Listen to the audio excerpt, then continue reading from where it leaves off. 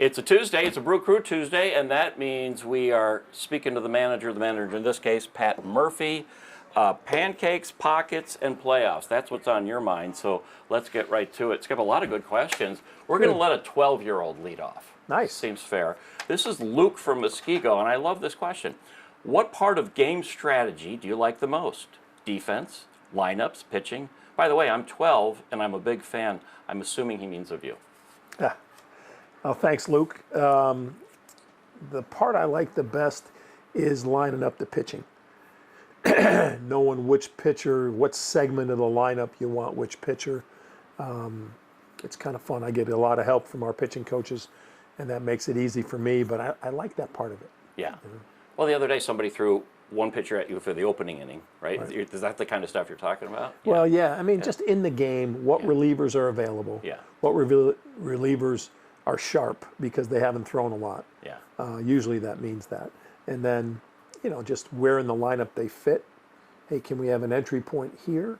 So if the starter's struggling and maybe, boom, this is a good spot for so-and-so, this is a good spot for someone else. That's the part you like. All right. Randy from New Berlin. What does the sign language mean when a player makes it to first base? For example, they wave their hand in front and then make a chain like they're pulling. Yeah. Collins did it last night in the bottom of the sixth. Yeah, I can't tell you all that. That's all amongst the team. That's their stuff. Okay. We don't reveal that. Okay, but that's a message to the mates in the dugout that. Oh yeah. Okay, gotcha. Tim from Lake Geneva. Now that your sons are playing competitive baseball, what lessons can you teach them from Major League, and what lessons can you bring to the big leagues from watching your sons play? Well, great question. Well, certainly they can learn how you have to wash it off. My sons can learn that when a player goes 0 for 4, the next day he's got to come out and prepare and do all the same things he did the day before with a great attitude. What happened yesterday happened yesterday. Whatever your numbers are for the week, you got to wash all that off and be ready, good or bad. I think what we can give back to young kids, or what the young kids can give back to us, what the young kids can give back to us is the pure joy of playing the game just to play it, the love of the little things, the kids want to, make sure everything's perfect. And they're so proud as they walk up to the stadium. And, I think it's a privilege to play this game, and I think young people kind of see it like that. And young kids watch your guys with that joy. There's a joy in baseball when you watch this game. Yeah, there sure is. And my young ones they're learning to just love it, and they notice every little thing. Mm-hmm. That's got to make you feel good. Yeah, it's also a reminder to the player that, hey, they're watching every little thing I do. My body language, I don't sprint to first, all that kind of stuff is being watched. When you talk about washing away, if you go 1-4, are you a Ted Lasso fan? Did you ever watch the show? He talks about being a goldfish and forgetting quickly. Oh, that's right. That's right. Yeah. That's right. Mitch from Elkhorn, who's your favorite non-Brewer player to watch? Who do you make a point to go, boy, I'm lucky to be watching this guy up close? Oh, there's a lot of them because you're watching the best in the world. But the guy that comes to mind, we just played him, is Lindor, Francisco Lindor. I mean, he's such a classy dude. He hits a homer. It's not all about him. It's not big bat flip. It's just, I hit a homer. This is what I do. Boom. This is my profession. He gently walks, puts the bat down and circles the bases, and I just love that. He's authentic. He's not trying to prove a point. He's not trying to say, look at me, how happy I am for myself. I think he's a great team guy. I didn't know that you'd answer that one, but I'm glad you did. That was a great answer. Antoine from Milwaukee, and we're getting a lot of these. I'll let this one speak for it. During the season, has there been a game in which you felt the presence of Bob Uecker? And I don't want to belittle his memory by suggesting that he has some power over all this, but it's a question that he's around, it seems. Yeah, I made a statement last year at a talk I gave, and I said, heroes will be remembered, legends never die. And I bet Ueck doesn't miss a game. There's something about the timing of last year, how he would pass in the middle of the off season. But the players knew this was probably his last game with us at the end last year. And I think there's the guys that knew him well, and there's not that many of them, but the guys that knew him well carry that. They come in my office and they see that picture. And they always take a moment and look at it, and I notice that that's meaningful to them. And I believe it. I believe Uke's shining down and smiling and his own way, pulling for the boys, Aaron from Greendale, there's a million pocket pancake questions. But is the pocket pancake your favorite snack, or is there a superior pocket treat that you've been hiding for us and are waiting for the right moment to unveil? Yeah. What other tricks are up your sleeve, sir? Well, it all started with a bagel, actually, 2017. And players are like mortified, like, where's he pulling that out of, And I'd break him off a piece, say, here, break bread with me.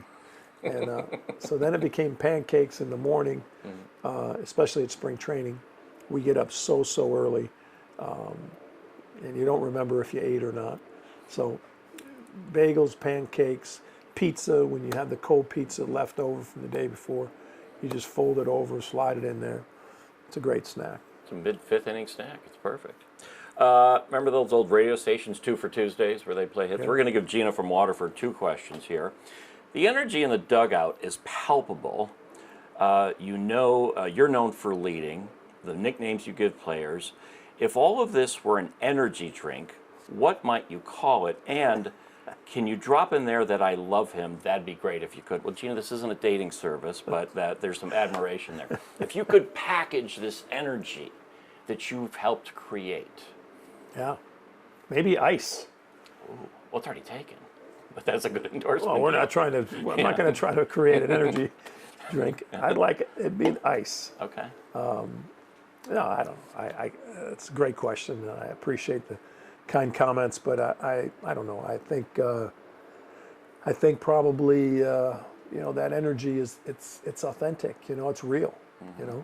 It's raw. So there we go. Let's workshop this. It could be good. Yeah. Her second question is, how do you prioritize development of young talent and competing for a title at the same time? Yeah, it goes hand in hand. Everybody's under construction. Everybody's looking to get better. Even the best players, they have to constantly sharpen their edges. And you may statistically stay the same, but if you're better mentally and you're working on some adjustments, you're moving in the right direction. So yeah, it goes hand in hand. Kirby from Whitefish Bay, and I know Kirby, I coached him freshman year baseball. I was his freshman coach. Wow. He almost threw a no hitter.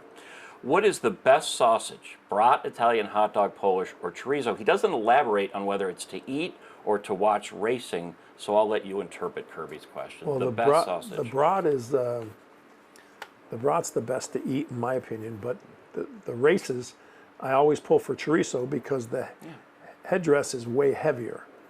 And I had Ashby believing, Aaron Ashby on our team, I had him believing that I fixed those races and that chorizo would never win. And because I knew he was the heaviest, Ashby was new to the team, he didn't know. And he's like, Murph, how do you do that? Every day he finishes last. Ash, tell me when you want him to win, I'll fix it. Sure enough, the one day Ashby says, I want him to win today. I got word to the people. I say, look, put your fastest guy in chorizo. Still not knowing if he'd win. Sure enough, chorizo won. Ashby I had him hook, line, and sinker. He thought I was fixing it. I have 4 tickets to games, and we like to bet. And there's always, obviously, 5. So I'll ask the people around me, especially if they're from out of town, would you like to bet on the sausage race? We have the chorizo left. I will tell you it's a sucker's bet because he barely wins. But people always do it for fun. And I'm always happy when he does come through. Yeah, so I give it away. I was the bratwurst once, years ago in Old County Stadium. Really? I'm one of 8 kids. My mother had pictures when you walked in her house of kids and one picture of me was dressed as the brat. That's it. That's the only picture my mom had in her house. Cheslev, I hope I'm saying that right. What player is your teacher's pet? What player? Yeah. I'm toughest on Sal, so I treat him like a outdoor dog. Whenever he's around me, he's in a cage. Yeah, I mean, Sal, I'm toughest on. I call Contreras our pit bull. So, yeah, one of those two. Jim from Neshota, do you prepare talks before the game? I've always wondered that. You know, you see the Hollywood movies. Come on, boys, we got to win this one. Yeah. Is there any of that? We don't talk to them all that much as a team. We try to talk to individuals every day, but and call them in, sit down with them, check in with them, see them out during batting practice, check in with them. But really, once a month we have a big town hall meeting. Okay. And we call it the bus. You know, what's going on the bus, you know? And everybody that's in the room is on the bus. It's ground level, you know, not looking from 30,000 feet, just ground level. What do we got going here? Okay, like that. We call it what you got. Okay. So what do you got? Yeah. You know, tell me what's on your mind. Nothing's off limits. Nothing's Okay. off limits. Two more quick ones. Antonio from Mill Creek, if you weren't in baseball, what would your career be? I think football, you know. Okay. Yeah, I mean, I came up as a college football coach when I started out. I loved it. I had every intention of staying in it, but then I got some opportunities in baseball. I played professional baseball, so it was more of a, you know, easier sell, so to speak, and I got into it, and then I just love coaching, and I love being the head coach, and being challenged in that way.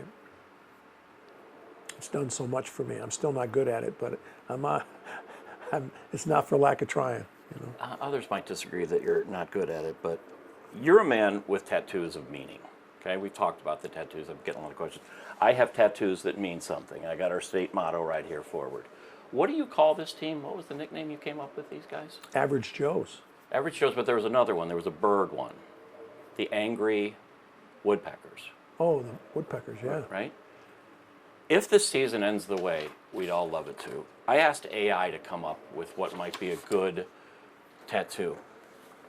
If this season ends the way you want, could you commit to coming with me and getting matching tattoos? Done. Done? I don't even have to sell it. Done. No, I love it. Keep that as a reminder will. of what we're going to do. The Angry Woodpeckers. I'm putting this up in the office. It's even got the euchre patch. Let's get this put up in the office somewhere. All right, we'll do that. Appreciate it. That's it? 15, 17 minutes? Yeah, that was 12 minutes. That's it? That's it. We can stop and I can ask two more that we can use next week if you want. Let's do it. Are All we right. doing it next week? Yeah. Well, in case we don't do it next week, we'll make this one our edition of I'd Like to Speak to the Manager. Either way, Pirates Brewers tonight, Cubs Brewers next week, both on Fox 6 on Brew Crew Tuesdays. Skipper Pat Murphy, thank you very much. Thank you, man. All right, My cheers. pleasure, Ted.